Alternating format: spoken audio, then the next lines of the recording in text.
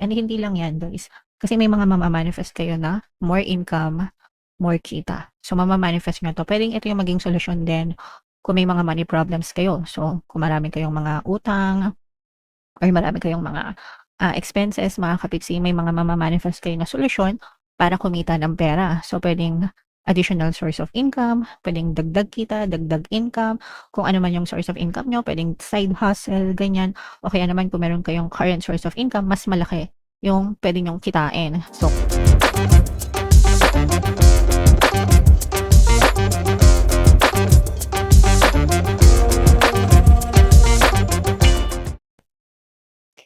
hello guys, hello Taurus, welcome back to Pinoy Pixie Tarot. Ang pamagat ng episode natin for tonight is second half kapalaran para ngayong July 16 to 31 para sa Taurus, Sun, Moon, Rising Sign, and Venus. Unahin natin tong deck na to mga kapiksi. Ito yung mga angel messages para sa inyo guys. So, yung first message natin, we have the thinking woman. Ibig sabihin nito guys, maayos yung pag-iisip nyo ngayon, mga kapiksi, no? Hindi kayo masyadong aligaga sa buhay and nagtitake time din kayo or naglalaan din kayo ng oras para makapagplano sa buhay nyo, guys. Okay? So, samantalahin nyo habang maayos, may clarity pa yung pag-iisip nyo guys. Magplano kayo ng maayos para sa buhay nyo para magkaroon kayo ng ng magandang direksyon talaga, okay? So mabuti na yung nagpaplano guys. Alam niyo naman palagi ko kayong ine-encourage talaga na gumawa ng plano para sa buhay, no? Okay? Yung next message naman, ito maganda ito guys kasi ibig sabihin nito, lumilipas na yung bagyo or nakakaraos na kayo sa mga bagyo.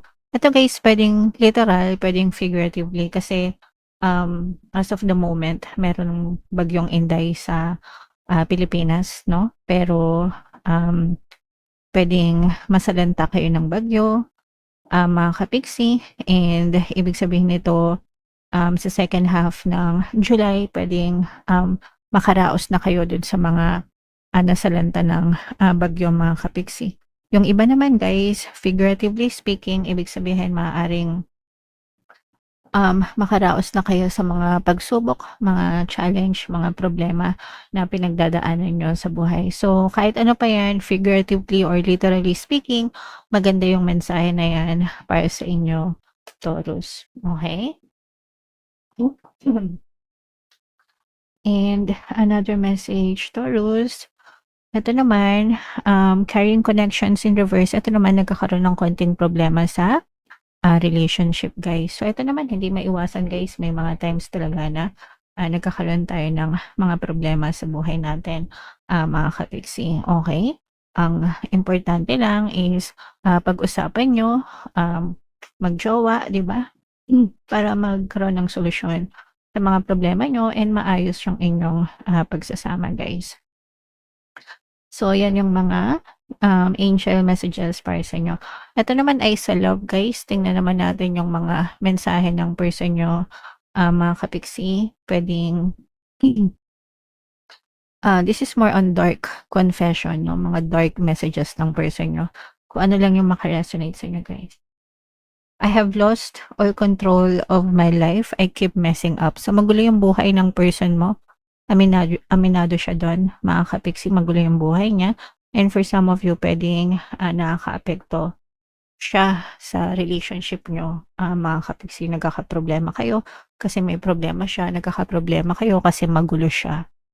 Something like that, alright?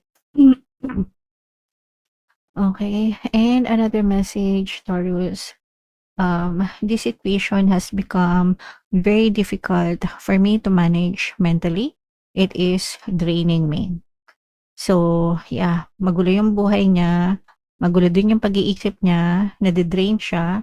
So, parang parang ano guys, kung may problema kayo sa relationship kasi nga 'di ba may problema kayo sa relationship, parang 90% ng problema ninyo is because of your person dahil may mga pinagdadaanan siya na magulo, mga kapiksi.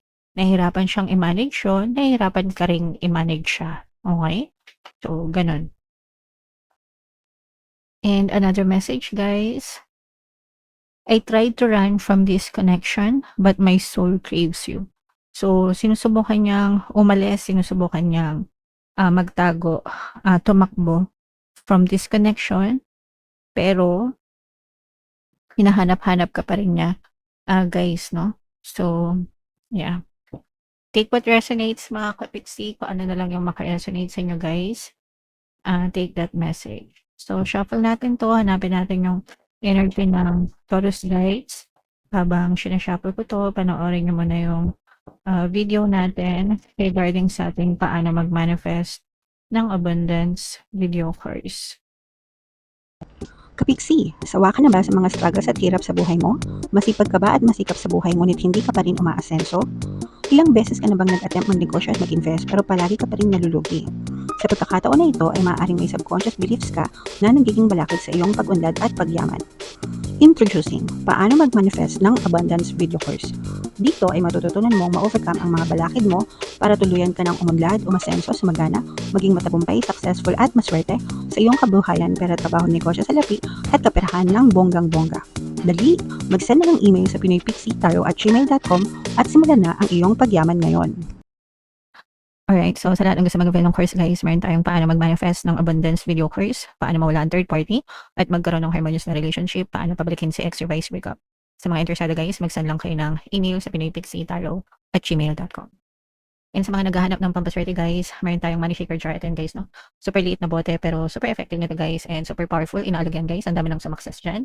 Kaya kung gusto nyo rin sumakses, ito yung ating WhatsApp number, guys. Chat nyo lang ako dyan na mga kapiksi.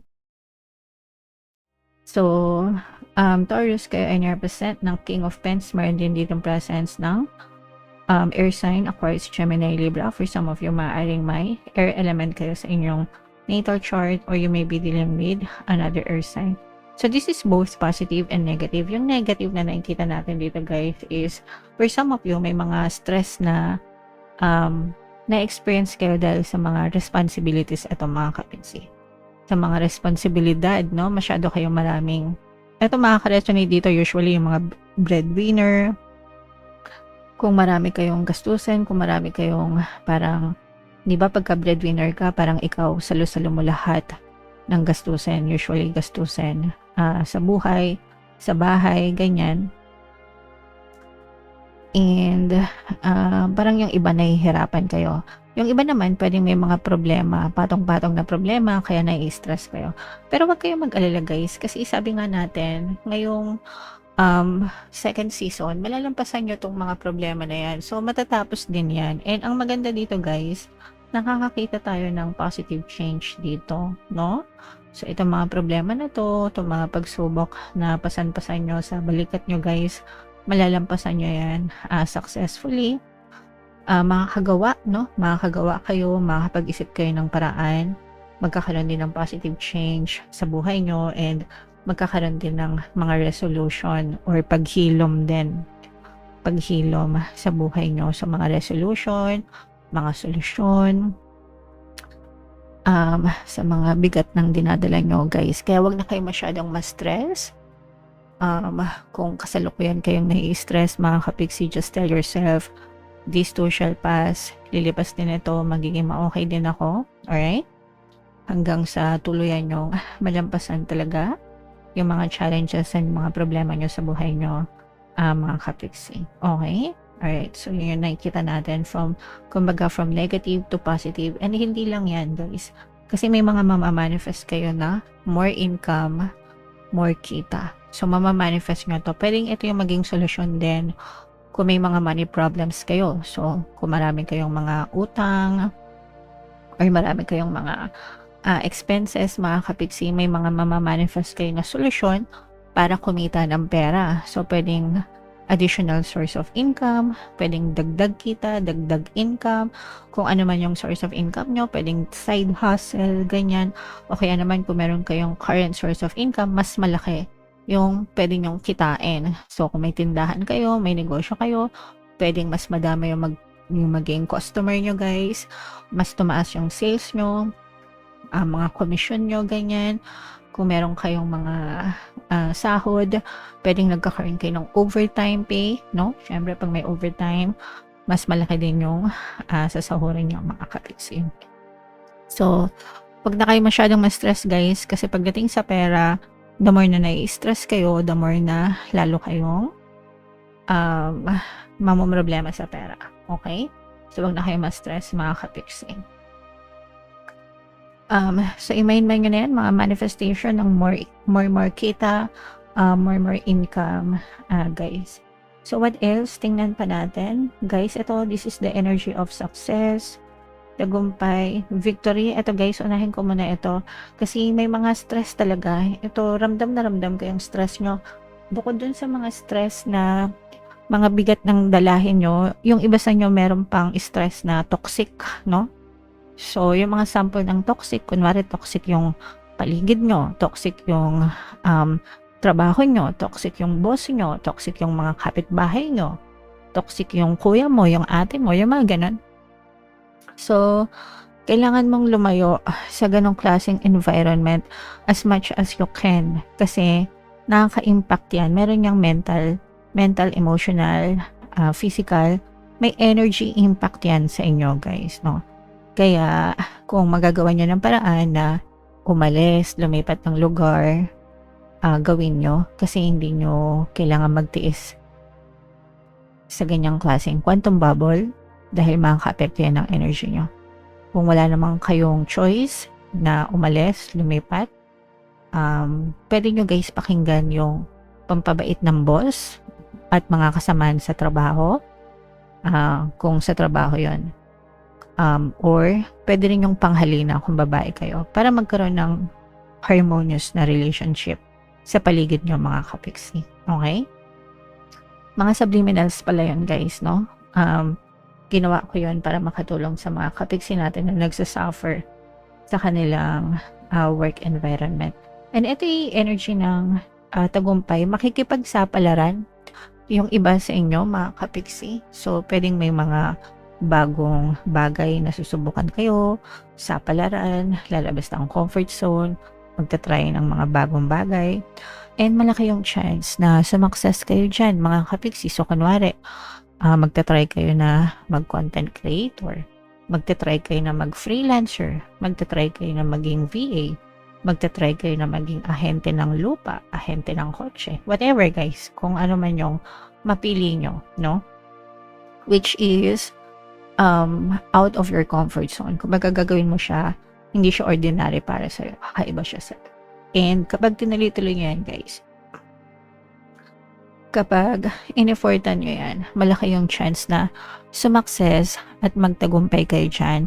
And maaaring ito rin yung magdala na sa inyo ng positive change sa buhay nyo, mga kapiksi. Okay?